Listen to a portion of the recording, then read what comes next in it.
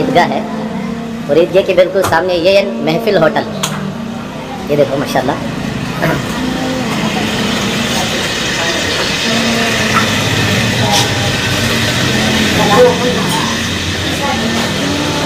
सुबह सुबह नाश्ता बहुत लजीज मिलता है। ये देखो हमारे महबूब फारिग हो रहे हैं।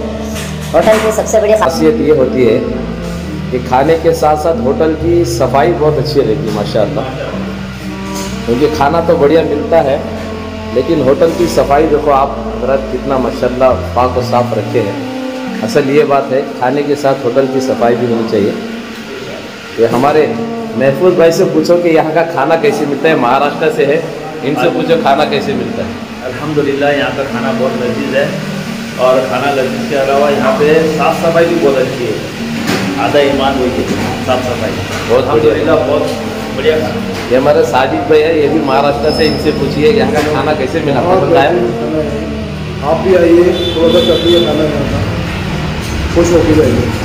तो आप हजरत आइए, अल्हम्दुलिल्लाह हमारी ये है महफिल होटल, आइए इंशाल्लाह यहाँ खाना देखिए और आप भी इंजॉय कीजिए। सलाम।